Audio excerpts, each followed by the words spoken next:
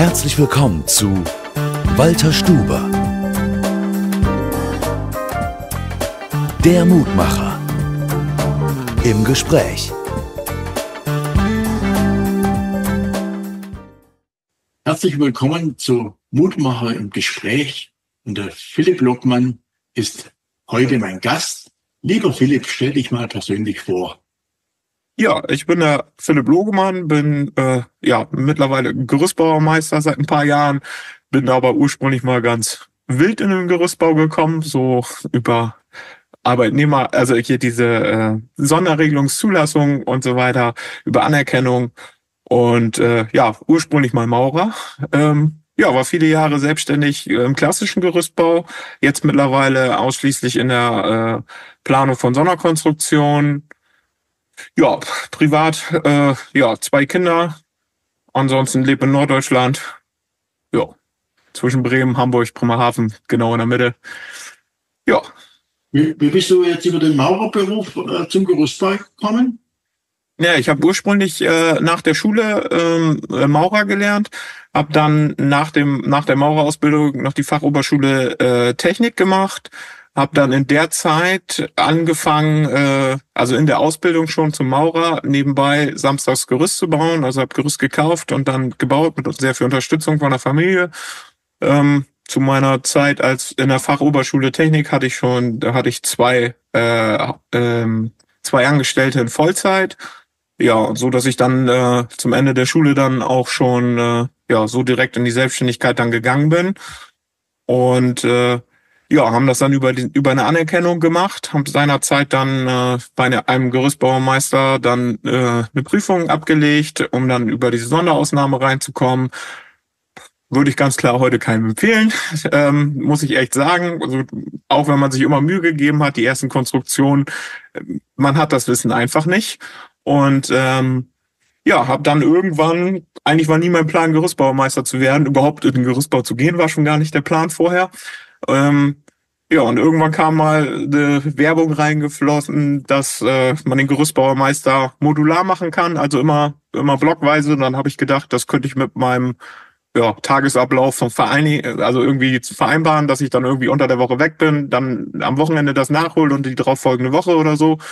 Und so habe ich den dann irgendwann gemacht, 2017, 18 in Dortmund. Seitdem bin ich Gerüstbauermeister, habe danach noch mal eine Prüfung als Bauleiter im Hochbau gemacht. Bin dann irgendwann auch schon mal angefangen, Bauingenieurwesen zu studieren. Das habe ich aber jetzt unterbrochen, weil einfach zu viele andere Faktoren noch waren und zu guter Letzt jetzt auch noch Kind krank geworden ist. Und so kam halt irgendwie jetzt eins zu anderen und jetzt habe ich das erstmal unterbrochen, will aber eigentlich so im nächsten Herbst ist so der Plan, wieder weitermachen. Und Ziel ist ganz klar, das irgendwann mal fertig zu haben. Jetzt ist so was begeistert dich an dem Beruf Gerüstbau? Ja, also ich finde grundsätzlich, also ich sage immer, wenn mich einer fragt, ich sage eigentlich gar nicht so unbedingt, dass ich Gerüstbauer bin, sondern ich sage eigentlich immer Handwerker, weil mich begeistern eigentlich alle handwerklichen Berufe, so die klassischen Bauberufe, so sag ich mal. Und deswegen habe ich bin als Kind halt auf dem Bau groß geworden. Also im Kindergarten war es so, dass Opa war schon Maurer und so und dann haben wir Häuser gebaut. Also wir waren sehr aktiv in der Immobilienbranche damals und und dann ging's halt samstags, ich wurde um 5 aus dem Bett geholt und dann ging's den Samstag, bin ich irgendwann im Auto auf der Baustelle wach geworden und dann dann war ich halt den ganzen Tag auf der Baustelle eigentlich am Wochenende. Es ging immer Samstag, Sonntag los und wir haben immer ein Jahr ein Haus gebaut und so war mein Leben eigentlich geprägt. In der Woche Kindergarten, am Wochenende Baustelle und was mich halt am meisten begeistert, dass man einfach das grundsätzlich in allen Berufen da sieht, was man eigentlich macht. Und auch wenn man so wird ja manchmal drüber gewitzelt, wenn man durch die Stadt fährt und einfach sagt so, ja, da haben wir schon mal gemacht und da haben wir schon mal was gemacht und so. Und klar sieht man jetzt beim Gerüst natürlich, wenn die Konstruktion nicht mehr da ist, sieht man das nicht mehr. Das ist bei Mauern natürlich anders. Aber war auch spannend, die Sachen mal einzurüsten, die Opa vor 40 Jahren gemauert hat. Das war auch ganz spannend, so die, ich sag mal früher so hier im Bremer Raum, die neue Heimatbuden, die waren hier immer Und das ist dann auch schon schön, ne? So, und dann, ich sag mal, dann merkt man auch so, selbst wenn Opa dann noch erzählt von früher, da haben wir dies, das und so gemacht. Und da denke ich, das ist so, das ist nicht in jedem Beruf möglich, dass man so viel erzählen kann von dem, was da erschaffen worden ist. Und man sieht das noch bildlich Jahre später. Und das ist halt so das, was mich grundsätzlich am Handwerk so begeistert. Und Gerüst ist halt schön, weil man halt feste Maße hat und so. Da kann ich vom Kopf her ganz gut mit um, so, dass alles immer schön gleichmäßig gerade und so. Dann Jetzt machst du ja heute Gerüstkonstruktionen, zeichnest du. Hast du damals, wo du selbstständig warst, auch jede Baustelle gezeichnet? ja, ich bin, als ich mich selbstständig gemacht habe, ich bin 2011, sind wir nebenbei angefangen. Ab 2013 habe ich das dann Vollzeit gemacht.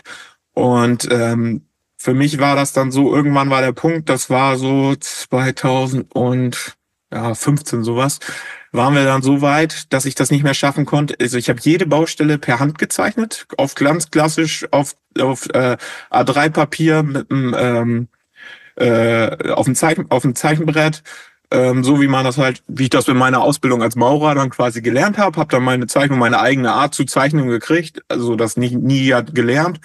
Die Mitarbeiter haben es aber auch alles verstanden und so weiter, aber es wurde halt ja immer mehr und irgendwann fehlte mir halt die Zeit, das selber zu machen. Und ich habe auch jede Baustelle genau auf eine Kupplung ausgezählt. Also jede Kupplung, jede Lochscheibenkupplung auch komplett, jeder Fuß, alles wurde genau gezählt.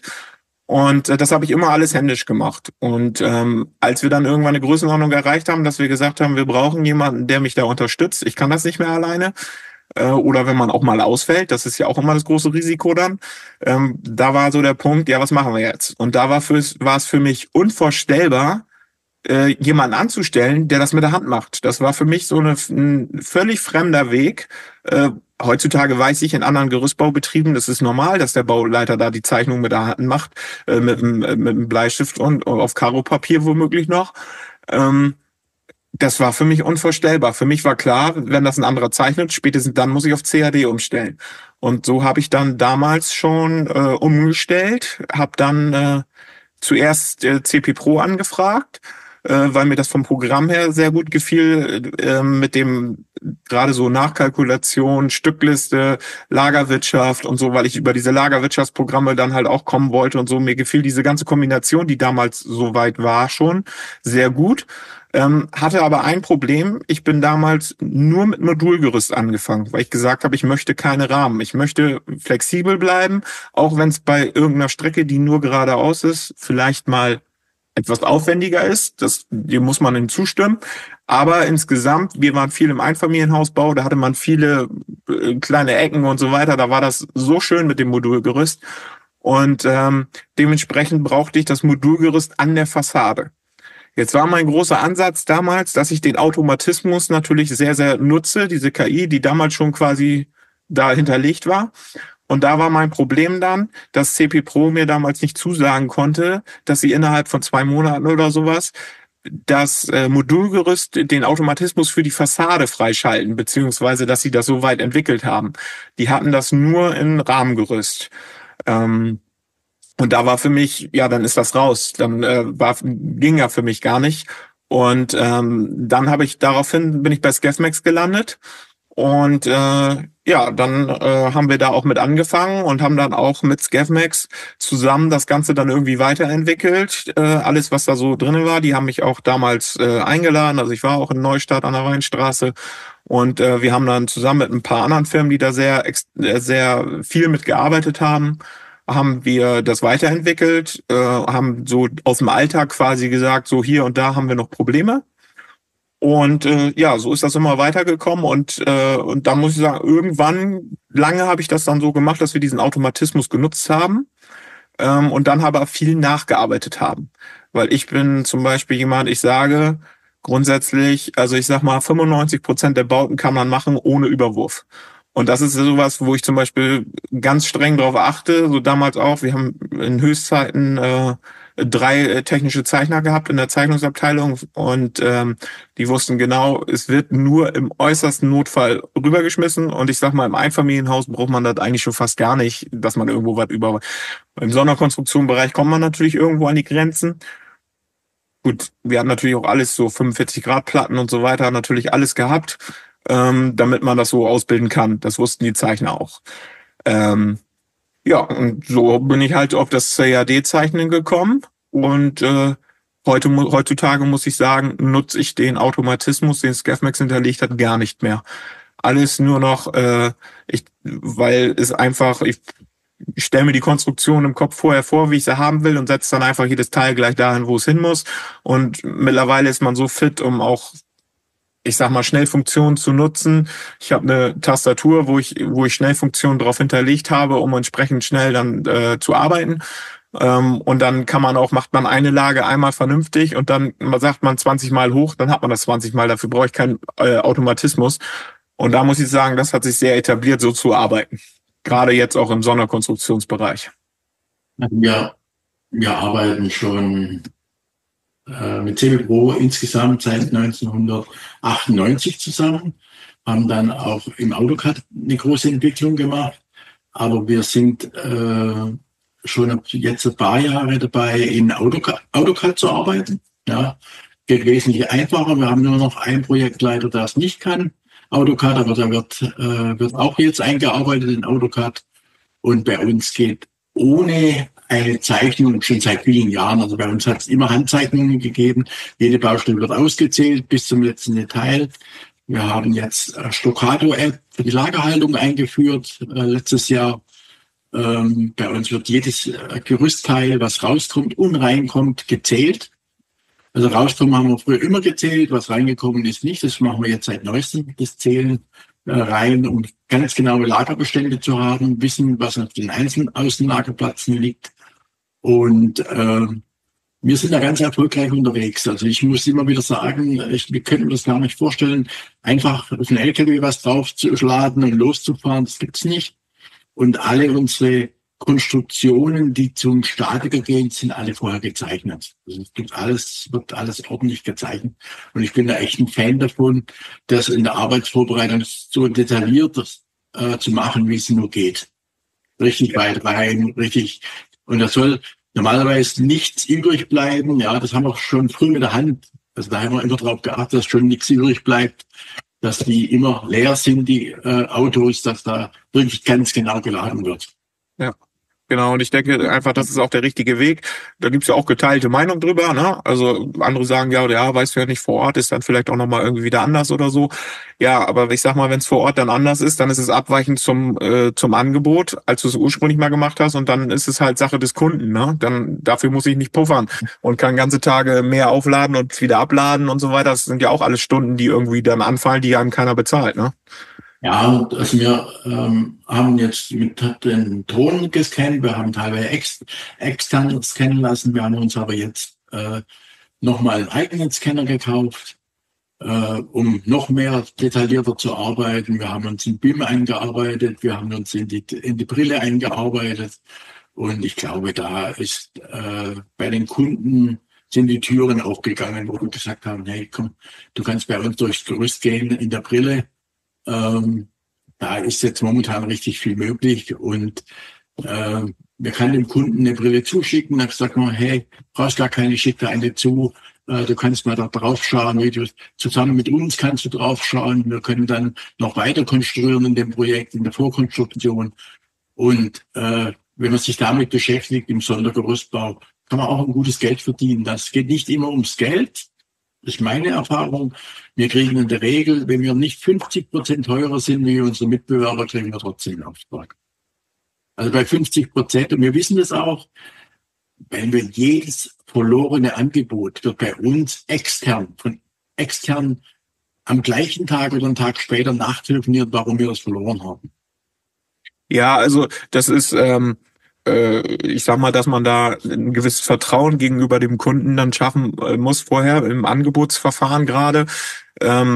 Das sehe ich ganz oft, gerade jetzt, so, ich sag mal, jetzt hat man natürlich auch die Tätigkeiten so, ja, da war einer vielleicht, wer weiß wie viel günstiger und am Ende ist dann das große Problem. Das sehe ich natürlich jetzt, wo ich in den Sonderkonstruktionen unterwegs bin, natürlich nochmal umso doller, weil, also ich habe es jetzt schon öfter erlebt in den, wie ich weiß jetzt gar nicht, jetzt mache ich, glaube ich, 3 Jahre oder 4 Jahre mal jetzt Sonderkonstruktion, das ganze Gerüste in Riesendimensionen wieder einfach abgebaut werden, weil die es ein Jahr lang nicht geschafft haben, am Ende eine Abnahme zu erzielen oder so.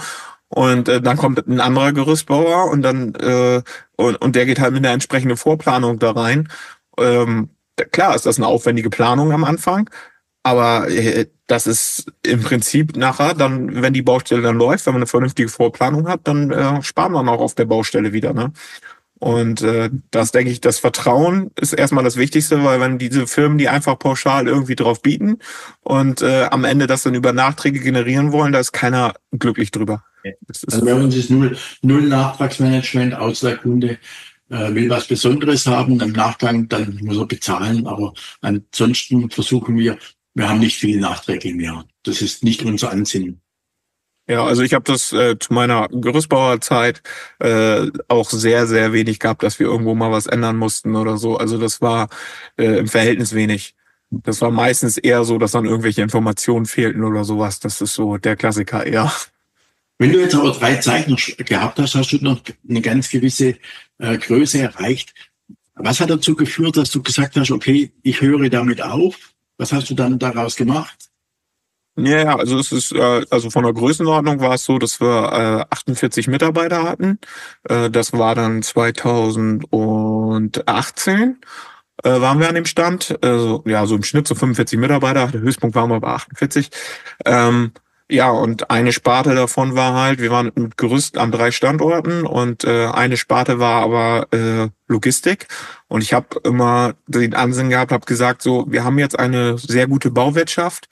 Und wer weiß, ob das in ein paar Jahren noch so ist. Und dann wollte ich, dass die Logistik, das in meinem Fall waren das 840 Tonner, die dann quasi völlig separat liefen, andere Ware fahren und dass der kleine Teil Gerüst, was sie dann ausliefern, wir haben immer Mitnahmestapler sind wir gefahren, um es auszuliefern, halt genau abgezählt und dann sind die Jungs mit dem Sprinter hingefahren und haben nur noch die Boxen nach dem Aufbau mit zurückgenommen und zum Abbau haben sie die dann wieder mit hin. Also unser Gerüst war dann quasi gar nicht auf die Niederlassung und es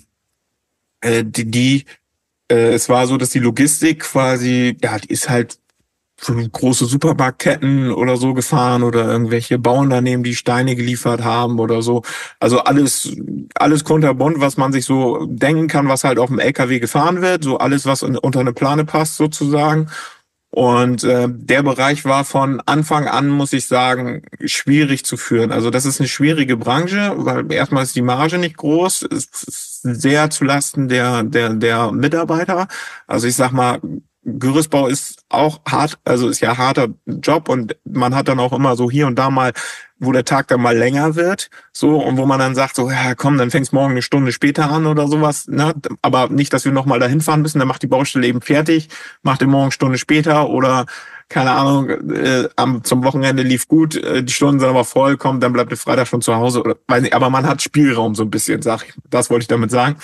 Und in der Logistik ist es halt so, wenn du jetzt nicht den Auftrag gerade an erster Stelle hast, das, was die großen Speditionen haben, dann bist du ja irgendwo weiter hinten in der Kette. Und dann ist es immer so, dass du eigentlich immer am Minimum bist und dem Fahrer eigentlich jeden Tag wieder sagen, da ist eigentlich schon geschlossen. Fahr da noch mal eben rum und guck noch mal eben, ob du da nicht schon abladen kannst, kümmere dich da drum oder so, ne?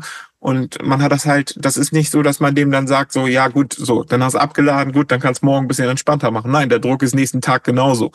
Und das war halt so eine ganz andere Branche und da bin ich halt auch genauso reingefallen, dann wie im Gerüstbau auch. Ich war nie vorher in der Branche und habe dann versucht, da jemanden zu finden, der das quasi vernünftig professionell macht. Und ja, da hatte ich quasi ein personelles Problem dann irgendwann mal. Wir haben zwischendurch auch mal eine andere Spedition übernommen. Das wurde nochmal rückabgewickelt und so. Also es war nie so richtig schön, der Bereich. Und irgendwann hatte ich jemanden abgeworben, der beim großen Küchenbauer hier aus der Region war. Und der war da Disponent und hat da diese ganzen Küchenbaukolonnen disponiert. Und meine große Vision war eigentlich, dass wir irgendwann die reine Disposition der Gerüstbaukolonnen, wo wir eine Zeitschätzung für haben über die Massenermittlung, dass das irgendwann mal über die Logistik läuft, damit die das kombinieren können mit dem Verkehr, wann wird das Gerüst angeliefert, wann nicht, und dass die Gerüstbauer quasi zwei Ansprechpartner für ihre Baustelle haben. Einmal den Meister, der für das Bauvorhaben zuständig ist, der den technischen Part macht, und einmal die Logistik, dass da ein Disponent sitzt, so wenn die sagen, oh, wir haben doch länger gebraucht als geplant, wir müssen irgendwie schieben, dann müssen die sich Gedanken drüber machen. Und ich hatte gedacht, für die Position ist den wir dann über einen Headhunter gefunden haben da, der diese Küchendisposition in großem Stil gemacht hat und vorher auch schon Erfahrung in einer großen Spedition hatte, um dieses ganze Drumherum halt auch zu können, habe ich gedacht, das ist der perfekte Mann für mich. Weil ob der eine Küchenbaukolonne disponiert oder eine Gerüstbaukolonne, das ist in dem Part dann egal, ne? Weil das ist genau das Gleiche, ob der sagt, er hat seine Küche noch nicht geschafft zu montieren oder das Gerüst nicht geschafft zu montieren. Und ich war eigentlich stolz, dass ich den gefunden habe, und habe natürlich auch sehr viel Geld dafür ausgegeben, dass ich den dann halt kriegen konnte. Und dann fing der halt an, und es lief halt auch alles super. Die Fahrer waren total zufrieden und so weiter. Ja, und dann kam irgendwann, ich bin ja parallel im Gerüstbau sehr, sehr schnell gewachsen und habe natürlich sehr, sehr viel Gerüst dazu gekauft. Und ich habe in dem ein Jahr bei Peri für 2,5 Millionen gekauft. Und das waren halt Hausfinanzierungen. Peri hat da sehr, sehr viel Vertrauen reingesetzt, weil wir die Jahre davor halt sehr, sehr erfolgreich gewachsen sind. Und dann ist dann Mietkauf. Das heißt, erstmal kriegt man über die Steuer natürlich die Vorsteuer wieder. Und dadurch sah die Liquidität natürlich, da hat man uns erstmal nicht dran gesehen. Und ich selber war so ausgelastet, weil ich habe halt den großen Fehler gemacht, ich habe halt im Unternehmen gearbeitet, wie man das immer so schön sagt, und nicht am Unternehmen. Ich war halt zu doll noch im Tagesprozess drinne. Und deswegen hatte ich halt keinen Kopf, mich mit der Logistik zu beschäftigen. Und und irgendwann habe ich natürlich gemerkt, so, oh Scheiße, da fehlt irgendwo Geld, weil immer wenn dann eine Hausfinanzierung losging, musste ja quasi die Mehrwertsteuer quasi gezahlt werden, weil das waren immer so einzelne Blöcke dann, je nachdem wie geliefert worden ist. Und und dann fehlte halt irgendwo was, und dann war schon alles knapp.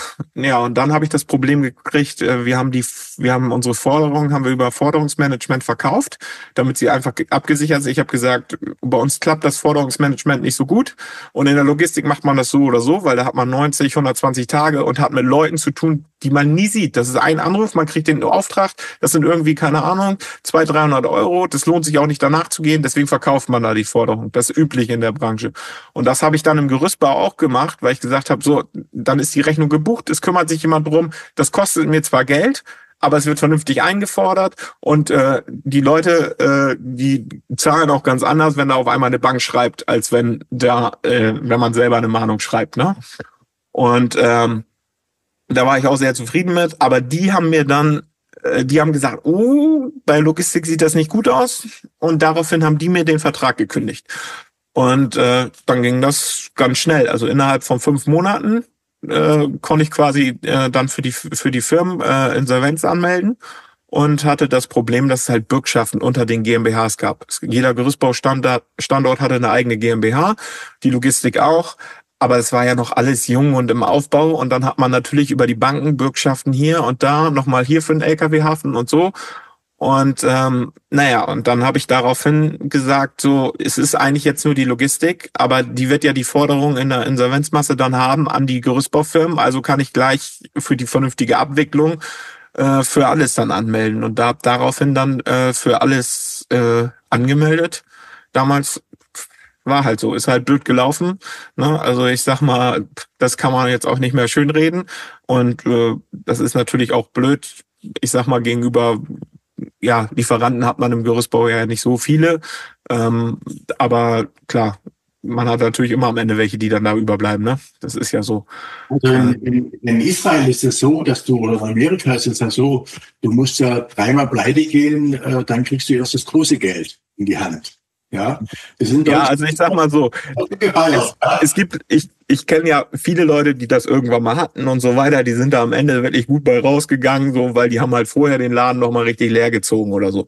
Aber bei mir war halt, ich habe für dieses Ding gebrannt, ich habe dafür gelebt, ich wollte das hochziehen, ich war morgens 2:45 im Büro, ich habe um 6 die Jungs dann, die zumindest hier gestartet sind, habe ich dann losgeschickt, und irgendwann abends. Anfangs habe ich noch ganz lange gemacht, als dann irgendwann das erste Kind da war, habe ich immer gesagt, ich gucke, dass ich irgendwie um 7 irgendwie zum Essen zu Hause bin abends. Aber das war meine Leidenschaft. Ich habe da alles reingesteckt und das war dann halt, ich weiß noch genau, ich habe 5 Monate vorher oder 6 Monate vorher ein Telefonat geführt. Da hat jemand angerufen, ich hätte eine offene Rechnung. Ich sag, die gibt's bei uns im Hause nicht. Es gibt keine offenen Rechnungen bei uns im Hause.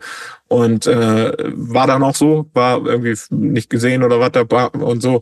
Aber da war das noch so, ich brauchte gar nicht nachgucken. Für mich war selbstverständlich, dass wir keine Rechnung, weil wir überall das Konto gezogen haben und so. Und naja, es kann halt auch mal schiefgehen. Das Risiko muss man halt ja vorher sehen.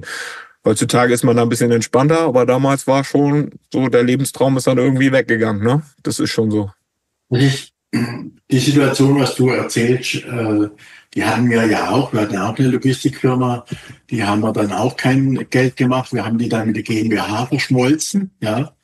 Haben uns auch von 2 Gesellschaftern getrennt in diesem Rahmen drin, haben dann später die GbR nochmal mit der GmbH verschmolzen und ich glaube, dass jeder Gerüstbauer so gewisse Phasen hat mal im Leben, wo es nicht so gut läuft. Also viele geben das ja nicht zu, viele bei alle ist top, läuft super. Wir haben dann auch ein Factoring verkauft, aber wir sind davon weggekommen, weil 7% uns die Gebühren zu hoch waren. Wir haben auch das Forderungsmanagement im Hause dann selber gemacht und haben auch alle Kunden versichert und sind dann recht gut mitgefahren. Wir haben dann auch irgendwann gesagt, über 250.000 Euro machen wir keinen Auftrag mehr. Heute ist genau andersrum. Wir machen bis 300.000, 400.000 noch einen Auftrag mit der Miete. Aber wir sagen von unten rauf, wenn wir weit fahren müssen, machen wir unter 10 oder 15 oder 20.000 gar keinen Auftrag mehr, sondern erst weiter oben. Und wir haben dann irgendwann mal eine Marge rausgefunden, wo wir gesagt haben, da drin verdienen wir Geld und das machen wir, da sind wir gut und der Rest dürfen alle andere gerne machen. Also wir müssen nicht alles machen. Wir können gar nicht alles machen.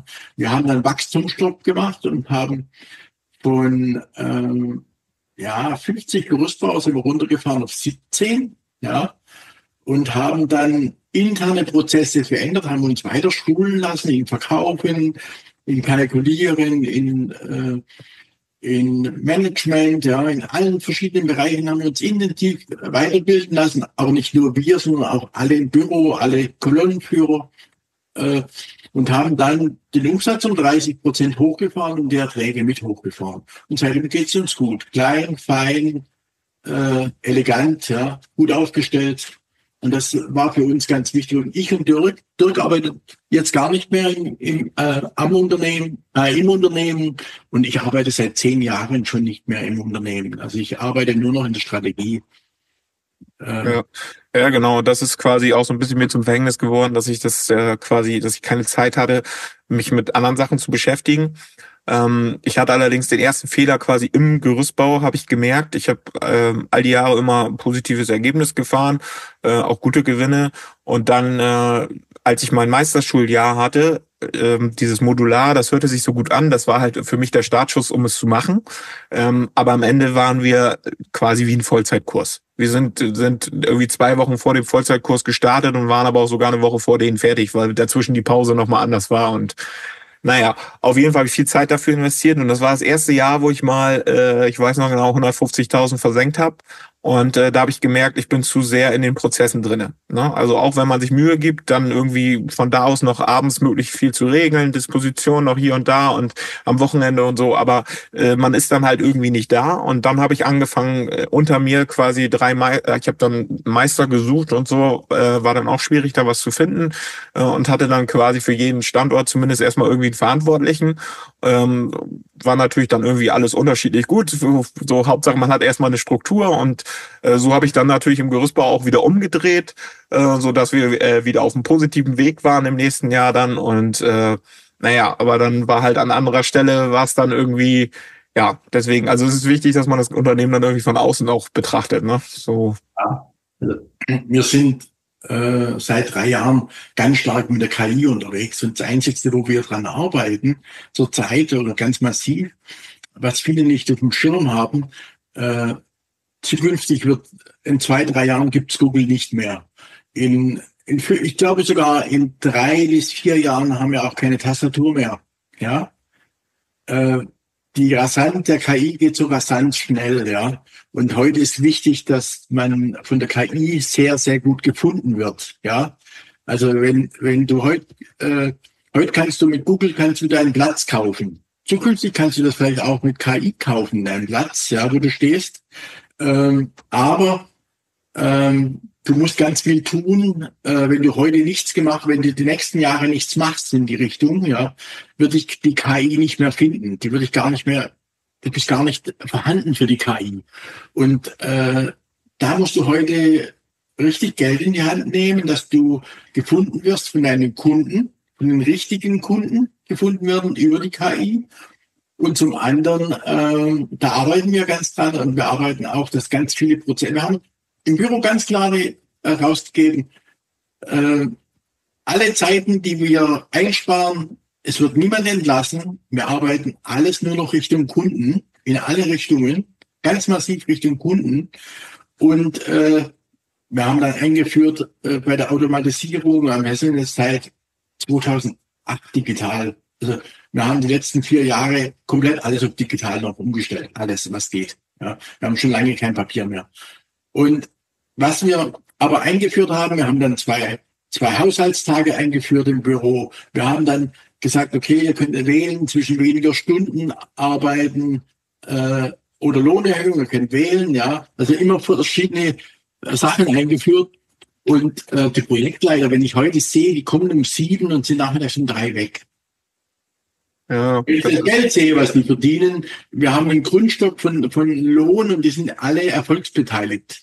Ja, und auch im Büro sind die teilweise alle erfolgsbeteiligt. Auch unsere Kolonnenführer, unsere Gerüstbauer kriegen Jahresendprämien aufgrund des Erfolges, ja, aus verschiedenen Modellen.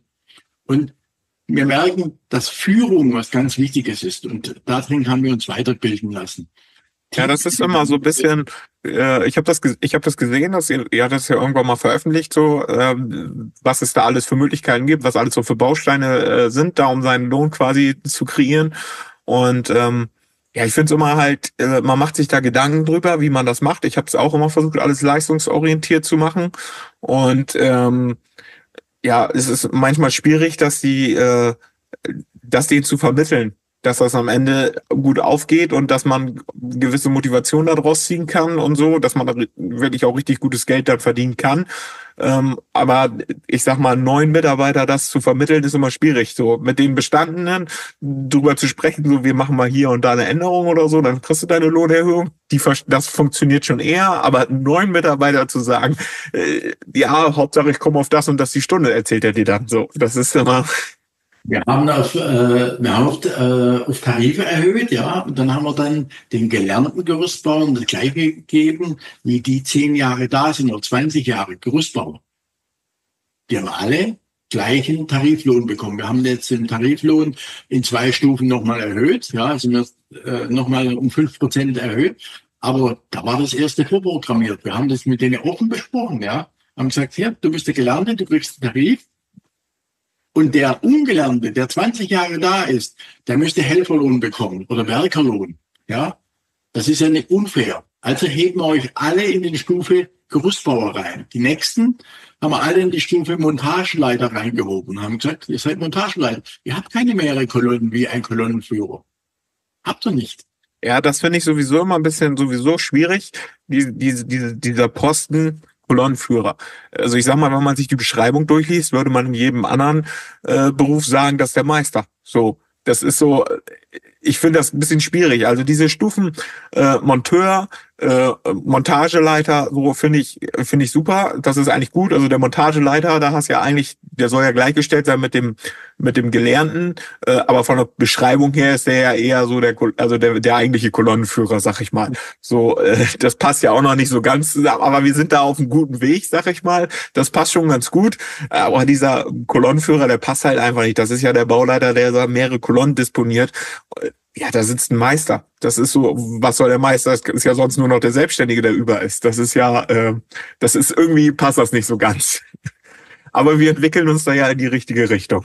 Ja, wir zahlen dann alle Fahrzeiten. Das zahlen wir schon seit vielen Jahren. Fahrzeiten ist Arbeitszeit. Und wir versuchen auch diese 10 Stunden nicht zu überschreiten. Wir hatten mal vor 25 Jahren einen ganz schweren einen tödlichen Arbeitsunfall. Und das war mir immer sagen, okay, wer mit 10 wird nicht gearbeitet. Wir haben ein System, das automatisch meldet, wenn Sie länger arbeiten wie 10 Stunden. Also bei 10,01 kriegen wir schon eine Meldung. Poppt schon auf. Oha. Und da gibt Das ist natürlich, da darf man natürlich auch nicht zu weit fahren, weil sonst lohnt sich das Anfang ja bald schon gar nicht mehr, ne? So, also. gut, die müssen halt auf Montage gehen, aber unsere Leute wissen, dass sie auf Montage sind.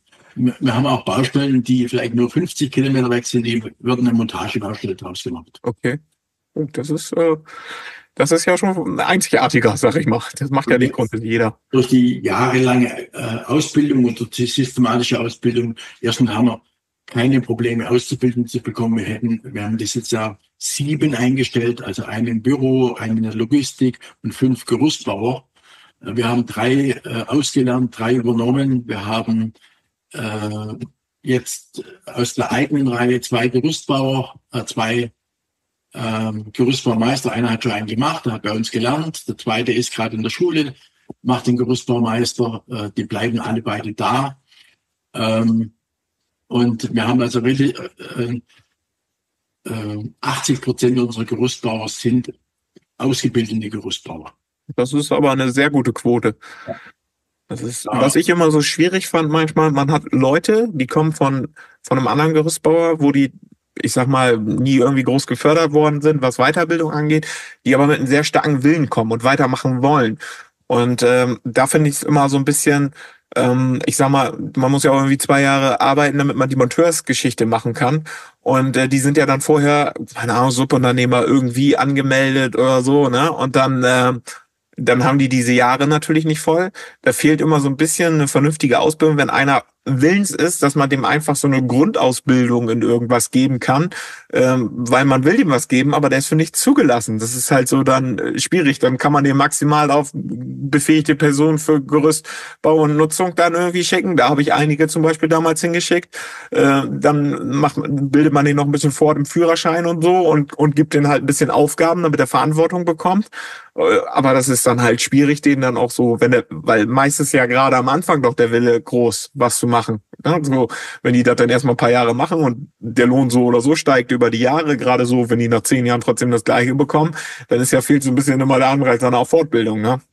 Also ich habe manchmal auch Bauleiterbewerbungen gehabt, wo man dann so gedacht hat, so ja, du hast jetzt viel irgendwie Praxiserfahrung oder so, aber du hast ja nicht einmal irgendwie deine Leistung nachgewiesen. Deswegen habe ich immer mich sehr gefreut, wenn sich irgendwer beworben hat, Meistertitel oder sowas, weil ich denke immer, klar ist das nicht die Praxiserfahrung, aber derjenige hat irgendwie einmal in seinem Leben schon mal seine Leistung irgendwo nachgewiesen. So, deswegen finde ich immer Meistertitel was sehr, sehr Schönes, wenn man sich einen Bauleiter bewirbt. Ja, was wir also momentan merken, dass man bekommt also externe Bauleiter, ja, die können aber weder im PC arbeiten ordentlich, die sind ordentlich ausgebildet. Wenn dann Jungmeister kommen, die haben horrende Forderungen, die haben noch nie Leistung abgeliefert, ja. Also die sind vielleicht gut, ja, aber die haben noch nie Leistung abgeliefert und die meisten können nicht verkaufen. Verkaufen heißt keinen Preisnachlass geben. Ja, das ist, aber die Erfahrung habe ich früher auch gemacht. Anfangs war es halt irgendwie, ja, dann haben die dir erzählt, bist du teuer, dann bist du unsicher, weil du denkst, du hast den richtigen Preis noch nicht gefunden oder so. In Wirklichkeit warst du schon 20% günstiger und der will trotzdem noch. Dann sitzen die in der Verhandlung da, dann sitzt der Kaufmann da, der will seine 2-3% Skonto haben. Dann sagt der Bauleiter sagt, ja, ich will aber auch noch mal 2% oder sowas haben, ne? Und da irgendwann rauszugehen und zu sagen, oh, nee, wir können uns auch gerne mal über 0,5 unterhalten oder so, warum muss man immer ganze Prozente nehmen?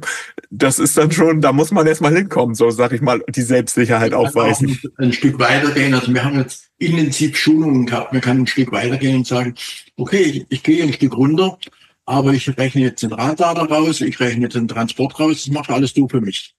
Ja, das bringst du alles. Du zahlst also, die Spedition fährt bei mir auf den Hof, aber die Spedition bezahlst du, die rechne ich dir raus. Die Rechnung machst du. Okay. Und da gehen die drauf ein? Die gehen teilweise drauf ein, ja. Man muss es halt. Das, was ich immer eingehandelt habe, war dann immer so ganz zum Schluss so, ja, komm, dann kriegst du ein Prozentskonto oder sowas. Und dann habe ich immer gesagt, so, aber dafür möchte ich vertraglich festgehalten haben, gerade diese größeren Baustellen, da ging's ja, hat man ja eher so ein Vergabegespräch, alles andere wird ja eher so rausgegeben.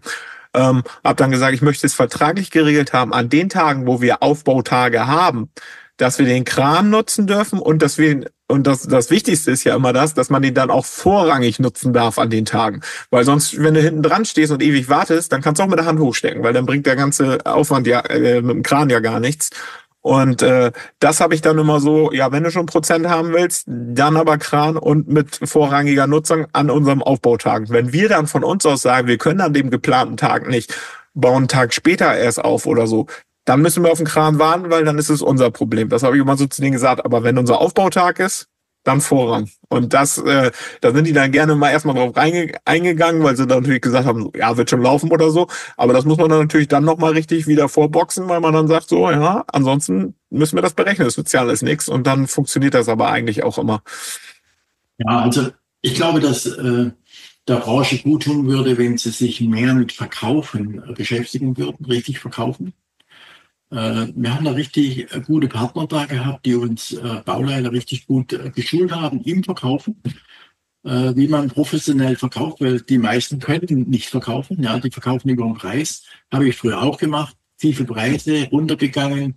Aber wenn man sich da intensiv mit Verkaufen beschäftigt, wo wir uns auch intensiv beschäftigt haben, ist mit Vorkalkulation und Nachkalkulation und deswegen Nachkalkulation und dann auch schauen, wir haben, also Beispiel, wenn man was einrüstet und die Baustelle geht daneben, ja, dann sagt man, ja, das ist verkehrt gegangen, ja. Aber nachschauen, warum ist denn das jetzt so? Was ist denn jetzt, was haben wir denn kalkuliert? Und meistens stellen wir immer fest, wir haben 1000 Kupplungen kalkuliert. Der Statiker hat vielleicht dann 800 kalkuliert, aber der Briefingenieur hat dann 1500 gewollt, ja. Und meistens sind es nicht die Grundkonstruktionen, wo schief gehen, sondern meistens liegt es an der Kupplung, ja. Wenn du 500 Kupplungen oder 800 Kupplungen mehr schrauben musst, dann kannst du die Baustelle gleich ein Häkchen dran machen, die ist verloren. Ja, das ist schon echt Aufwand, ne? Das ist schon gerade diese ganzen Überbauungen und so ein paar Quadratmeter irgendwie mehr einzurüsten, das ist immer alles schnell getan. Aber dieses ganze Schrauben und dann gerade Gitterträger, diese ganze Verschraubung davon, ne? Also das ist ja wirklich aufwendig, ne? Also das ist schon Wahnsinn.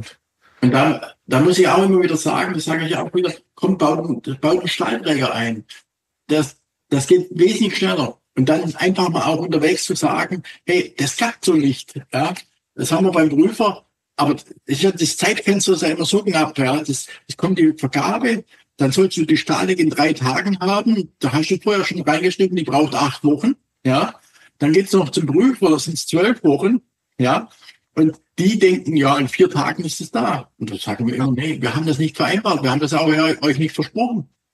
Ja, das habe ich jetzt im Sonderkonstruktionsbereich natürlich ganz oft, gerade dieses Thema, dass man da dann irgendwelche HLBs, HEAs oder sowas für nehmen kann. Oder auch ganz oft natürlich, dass man 2 U-Profile dann irgendwie aneinander macht.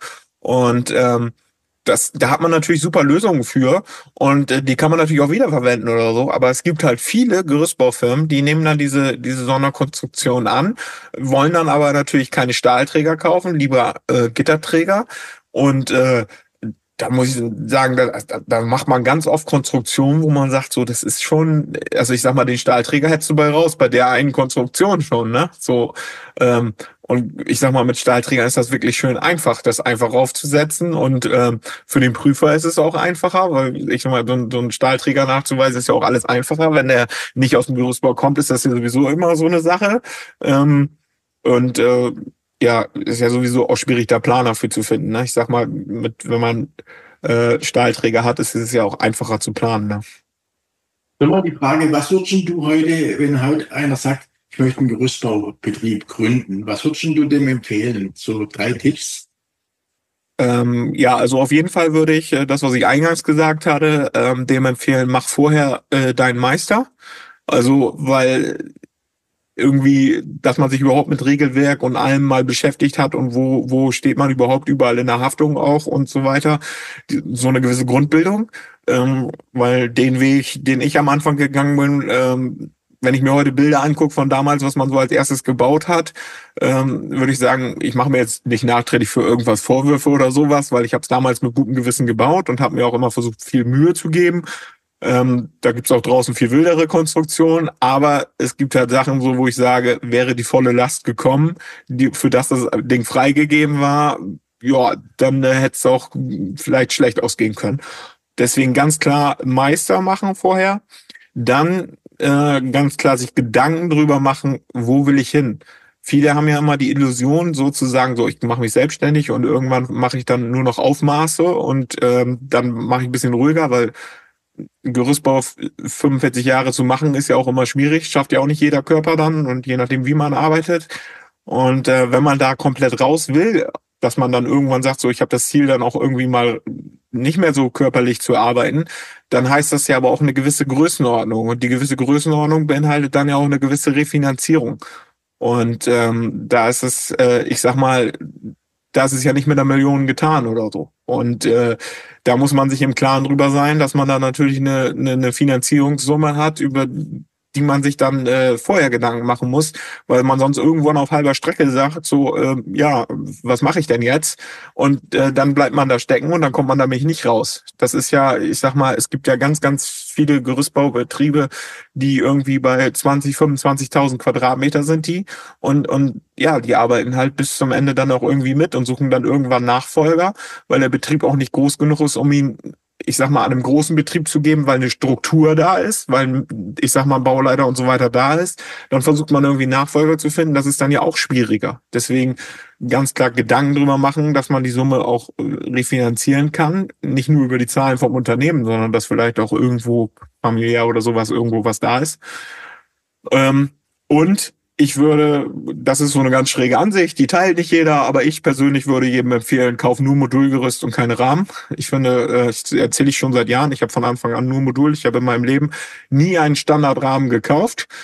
Ich habe irgendwann mal ein Gerüstbauunternehmen übernommen mit 20.000 Quadratmeter, die hatten ein Rahmengerüst, da habe ich dann Passrahmen von der Ausgleichsrahmen für bestellt, damit man vernünftig bauen kann.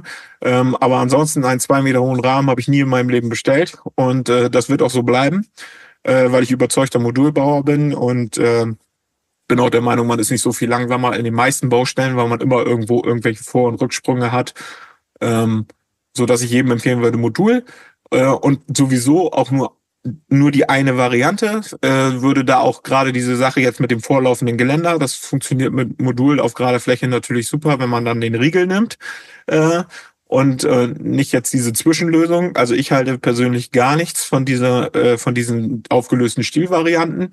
Ich finde, das ist einfach nur, das wird jetzt im Markt, da profitieren jetzt die Hersteller von.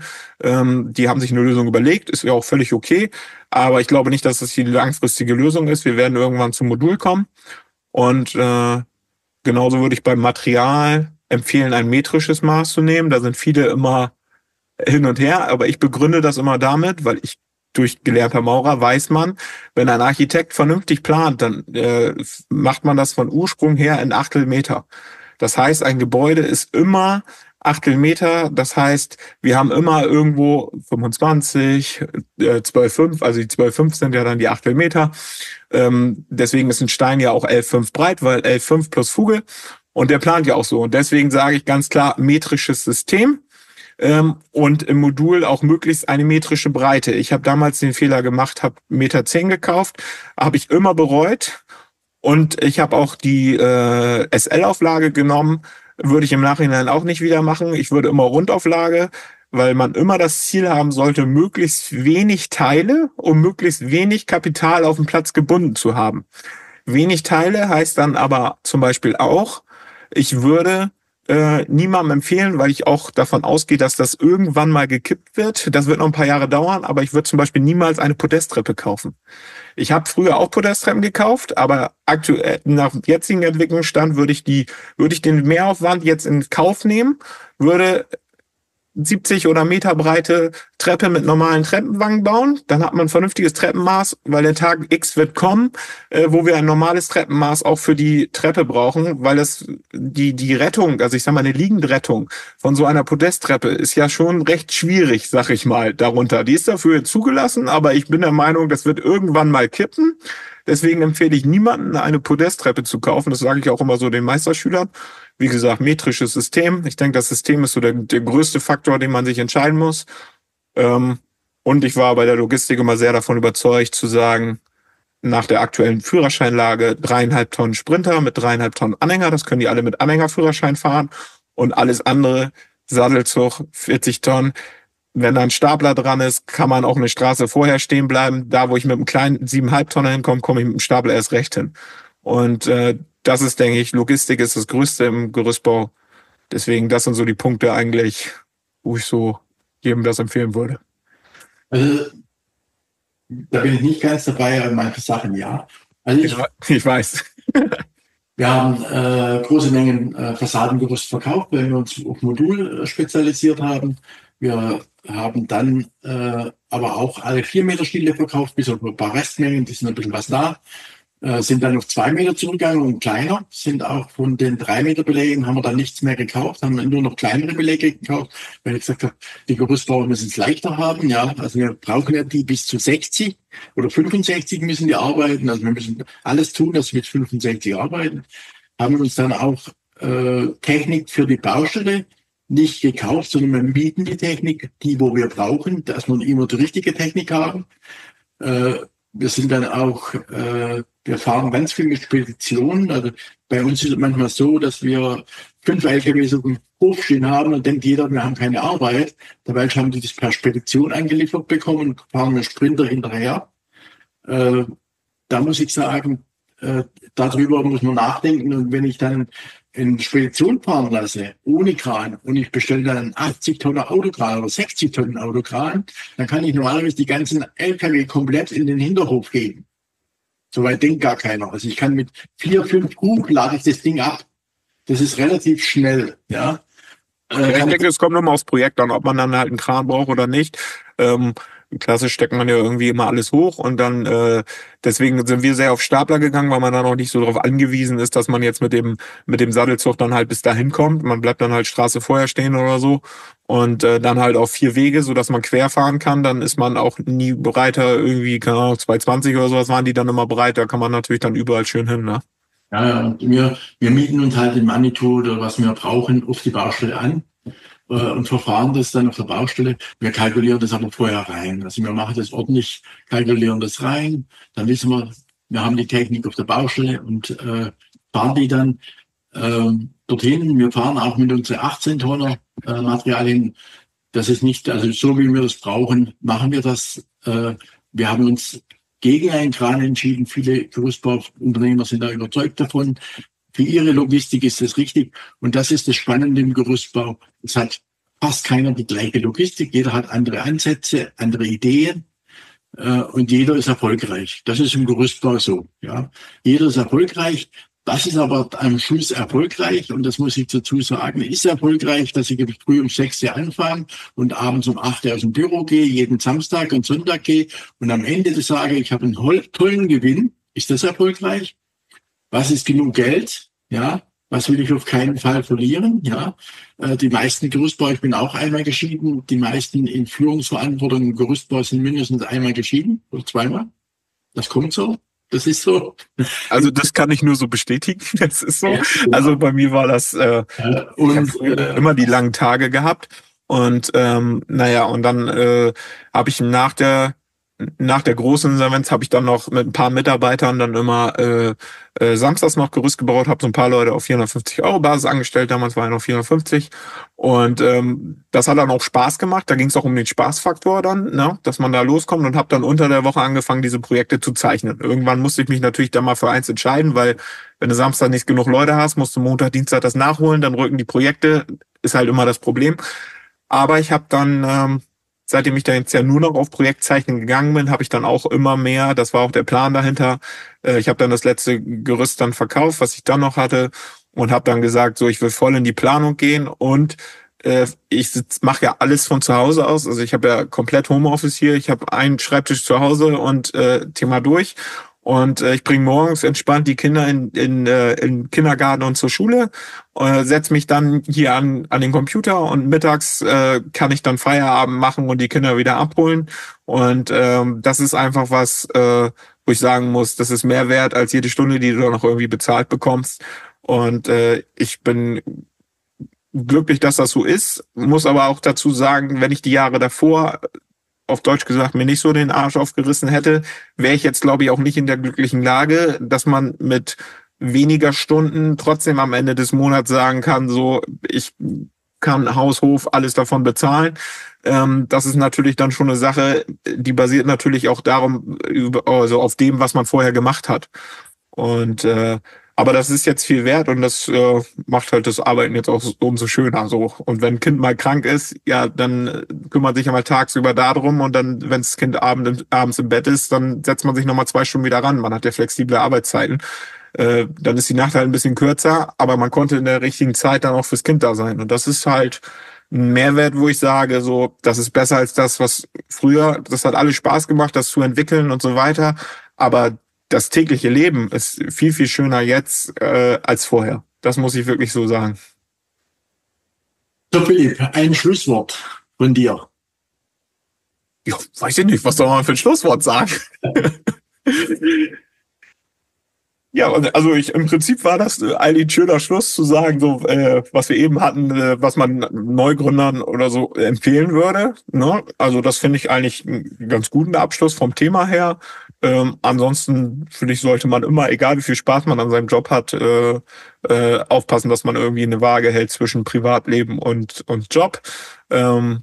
Gut, ich selber merke das natürlich in meinem Livestreams dann auch, wenn ich dann irgendwie, keine Ahnung, auf den Sonntagmorgen mal livestreame und da kommen Leute rein und sagen, Mensch, hör auf zu arbeiten, jetzt ist auch mal Feierabend. Ne? Nein, ich mache das dann gerne und das ist für mich dann auch keine Arbeitsbelastung, sondern es ist einfach, mir kommt dann spontan in den Sinn.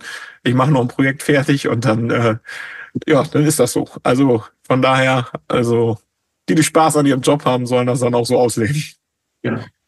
Also ich arbeite auch nicht mehr so viel, aber wir achten schon darauf, dass unsere Leute relativ kein Wochenende mehr arbeiten, außer wir haben eine Bahnbaustelle, dann oder irgendwo im Werk eine Baustelle können wir nicht aus, dann müssen wir ran, ja. Aber ansonsten versuchen wir, dass die Mitarbeiter das Wochenende für sich haben und auch die Bauleiter nicht samstags oder sonntags hier im Büro sitzen, sondern lieber ein Stück zurückfahren. Ich sage immer eins, wenn ich 2 Schnitzel esse, werde ich noch dicker.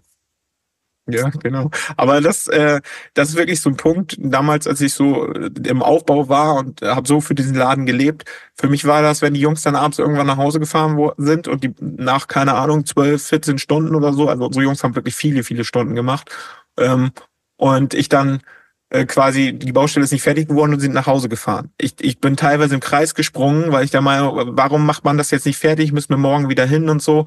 Und heutzutage denke ich da ganz anders drüber, weil nur wenn zu Hause alles in Ordnung ist, kann man auch eine 100%ige Leistung von den Mitarbeitern erwarten. Und dazu gehört halt, dass man zusieht, möglichst keine Sonntagsarbeit, möglichst einigermaßen geregelten Feierabend, aber das ist halt so eine Sache, ich wirklich, also meine Jungs, toi, toi, toi, dass sie das teilweise wirklich sehr, sehr lange mitgemacht haben. Wenn ich da heute zurückdenke dran, dann ist das schon harte Zeit. Also ich sag mal, aber man selber hat halt anders gedacht in dieser Zeit, ne? Das ist so. War bei mir ähnlich so, ja, ich habe mich auch die letzten 10 Jahre erst verändert. Wenn draußen einer nicht ordentlich gestapelt hat im Lager und ich habe rausgeschaut, hat sein können, dass ich ihn gleich rausgeschmissen habe. Da hat gar nicht viel sagen müssen. Ja. Ich habe das irgendwann mal, so einen Post gemacht, da mit so vielen Leuten da, die irgendwie dann schon weg sind und so. Und da habe ich gesagt, so ja, ich hatte auch anfangs sehr, sehr hohe Fluktuation. Viele sind dann wiedergekommen. Das war dann sehr beruhigend, dass man so gedacht hat, so man hat es nicht ganz falsch gemacht. Aber ich muss sagen, wirklich heutzutage, man denkt da anders drüber nach. Damals war es so. Man kann es auch nicht mehr rückgängig machen. Das ist dann einfach so passiert. Aber das ist halt Erfahrung, die man gesammelt hat. Also bei mir sind es jetzt noch, jetzt haben wir September, bei mir sind es noch 3 Monate Gerüstbau und dann ist die Sache für mich durch. Ja, viele sagen, ich kann nicht loslassen. Ich glaube, das ist das, was ich jetzt 1,5 Jahre lang geübt habe. Loslassen im Kopf ist noch was anderes, ja, aber ich fahre schon so langsam runter, ich mache eh schon seit 1, 2 Jahren nur noch, was mir Spaß macht, was mir richtig Spaß macht, ja. Und mit dem Neuen, was ich vorhabe, bin ich auch der Meinung, dass es ganz gut klappt. Ich kann später, ich muss nicht, ich mache das, was Spaß macht. Ja, bei mir ist das ja noch anders. Also ich mache auch das, was Spaß macht, aber ich bin ja noch am Hochfahren, sag ich mal. Ich träume ja noch davon, dass ich dann irgendwann mal auch mal mein eigenes Ingenieurbüro habe. So, das ist eigentlich so der Plan. Und naja, muss man ja auch dran denken, nur mit dem Studium ist es nicht getan. Deswegen bin ich ja ganz froh, dass ich da ganz gut aufgehoben bin. Und ja, weil sonst die Praxis gehört ja dazu, ne? Und die Praxis ist ja nicht mit dem bisschen Aufbauen draußen getan, sondern Sonderkonstruktion ist ja doch eine andere Welt. Also ich bin vor 3 Jahren nochmal in eine neue Ausbildung gegangen, sage ich immer. Weil das ist dann doch eine andere Welt. Vielen Dank fürs Mitmachen. Ja, vielen Dank für die Einladung. Hat mich sehr gefreut. Das war Walter Stuber, der Mutmacher, im Gespräch.